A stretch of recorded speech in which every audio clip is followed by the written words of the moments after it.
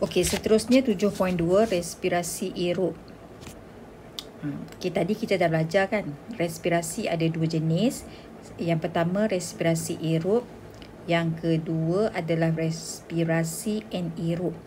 Apa maksud respirasi aerob? Kita nak tahu yang ni dulu. Apa je respirasi aerob? Respirasi aerob adalah proses penguraian glukosa. Proses penguraian glukosa dalam kehadiran oksigen. Maksudnya kita terpaksa pecahkan glukosa dalam keadaan ada oksigen. Maksudnya dengan bantuan oksigen bagi menghasilkan tenaga. Oksigen ini digunakan untuk mengoksidakan glukosa bagi menghasilkan karbon dioksida, air dan tenaga. Inilah maksudnya respirasi aerob. Maksudnya kita pecahkan glukosa tu dengan kehadiran ada oksigen. Contohnya macam ni. Macam ni. Kita tengok persamaan bawah ni. Ini adalah glukosa. Ini adalah glukosa. Tenaga sebenarnya tersimpan dalam glukosa ni. Tenaga ni tersimpan dalam glukosa. Jadi kita terpaksa keluarkan tenaga daripada glukosa ni. Oksigen ni gunanya adalah untuk membakar glukosa. Ataupun dalam bahasa sains kita panggil dia mengoksidakan glukosa. Oksigen ini akan mengoksidakan glukosa, ataupun bahasa biasanya kita nak bagi senang, dia akan bakar glukosa tadi. Bila glukosa tadi dibakar ataupun bila glukosa tadi dioksidakan, akan terhasillah gas karbon dioksida, air dan juga tenaga. Okey. Jadi tenaga yang kita dapat ini adalah sebenarnya asalnya tenaga yang tersimpan dari dalam glukosa. Tenaga dalam glukosa hanya boleh dikeluarkan apabila ada oksigen yang membakar glukosa tadi. Jelas kan? Jadi dapatlah tenaga. Tenaga inilah yang diperlukan oleh kebanyakan organisma hidup untuk dia nak buat proses-proses kehidupan dia. Jelas? Dan hasil sampingan untuk proses ini, adalah karbon dioksida dan juga air. Yang ini adalah merupakan bahan buangan dan juga air. Okey? Lihat di sini ya. Satu molekul glukosa akan menghasilkan 2898 kilojoule tenaga. Yang ni kena ingatlah ni. Nilai ni. Satu molekul glukosa dapat menghasilkan 2898 kilojoule tenaga. Okey, ini adalah proses keseluruhan pengoksidaan glukosa. Pengoksidaan glukosa tu maksudnya kita bakar glukosa dengan bantuan oksigen. Okey. Saya ringkaskan macam ni ya. Cikgu ringkaskan macam ni. Okey. Bagaimanakah proses respirasi aerob ni berlaku? Okey. Respirasi aerob ni dia berlaku di dua tempat. Pertama, dia berlaku di dalam sitoplasma, dan yang kedua diikuti di dalam mitokondria. Okey. Okey, peringkat yang pertama dimulai dengan proses glikolisis. Okey, proses glikolisis. Proses glikolisis berlaku dalam sitoplasma.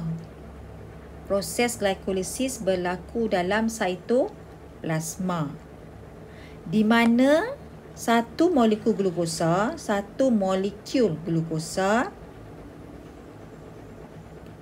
akan diuraikan ataupun akan dipecahkan menjadi dua molekul piruvat. Yang ni semua dalam buku teks. Okey. Satu molekul glukosa akan dipecahkan menjadi dua molekul piruvat. Ini adalah namanya proses glikolisis yang berlaku dalam cytoplasma. Okey, berlaku dalam cytoplasma.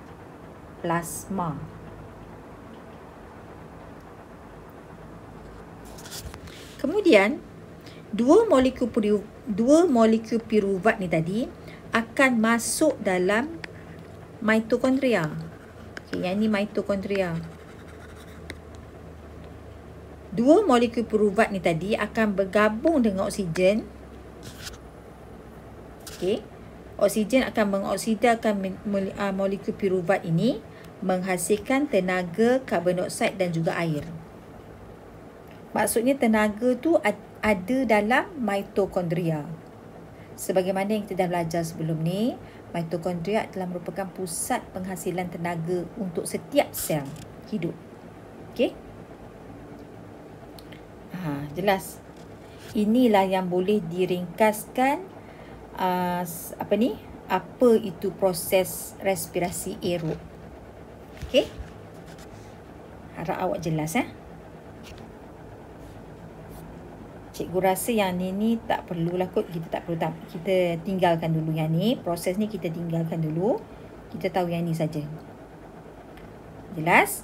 Okey, kita tengok sekejap. Fikirkan. Tengok ruangan fikirkan. Bilangan mitokondria dalam sel otot atlet meningkat setelah menjalani latihan intensif. Sebab itu kita tengok seorang atlet sukan, dia akan selalu buat latihan. Latihan intensif ni latihan yang berterusan lah. Latihan yang selalu dia buat. Apa tujuan dia buat latihan intensif? Tujuan dia untuk meningkatkan bilangan mitokondria dalam sel otot dia. Jadi dalam sel otot si atlet ni tadi, banyak mitokondria berbanding dengan orang biasa. Jadi fikirkan, bila dalam sel tu ada banyak mitokondria, bermaksud sel itu boleh dapat banyak tenaga. Mitokondria kan pusat penghasilan tenaga. Bila banyak mitokondria, bermaksud banyak tenaga. Jadi atlet ini akan dapat lebih tenaga untuk dia bersukan nanti. Bila dia nak buat aktiviti dia nanti, dia akan dapat lebih banyak tenaga dan dia kurang rasa penat.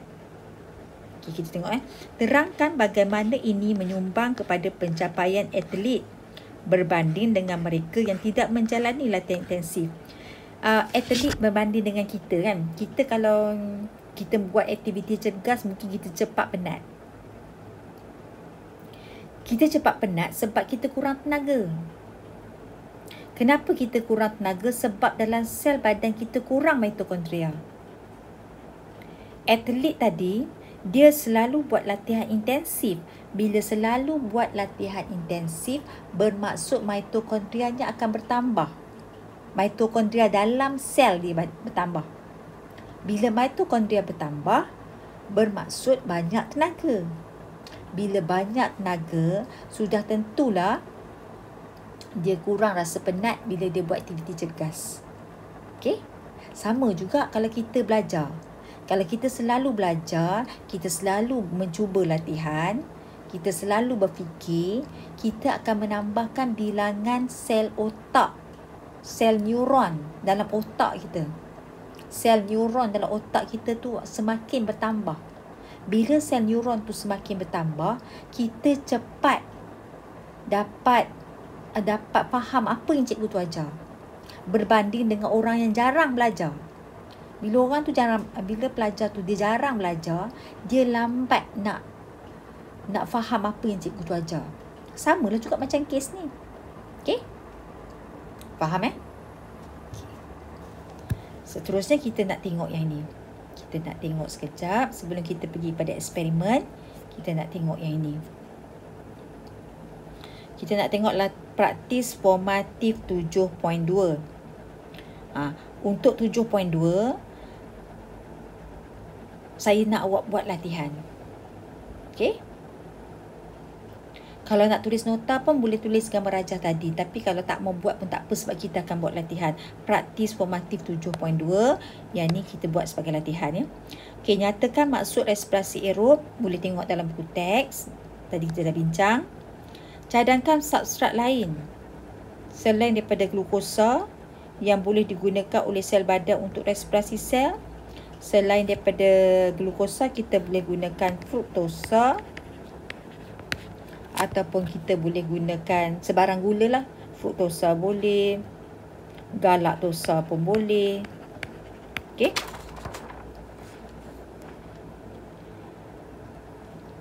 Seterusnya kita tengok nombor 3. Nyatakan persamaan perkataan bagi respirasi aerob. Persamaan perkataan tu yang tadi tu lah. Yang ni. Ini. Okey, jawapan dia. Seterusnya,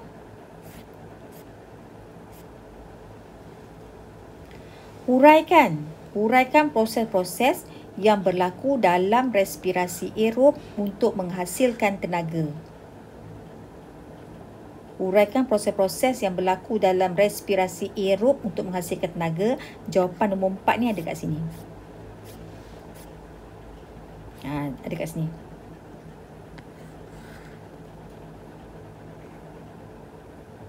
Respirasi aerob. Ni jawapan ya. Ni ada kat sini ni. Cikgu dah terang dah tadi ni.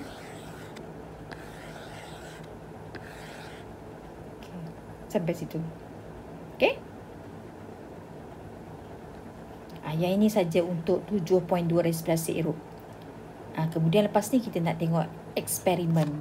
Eksperimen 7.1. Okey.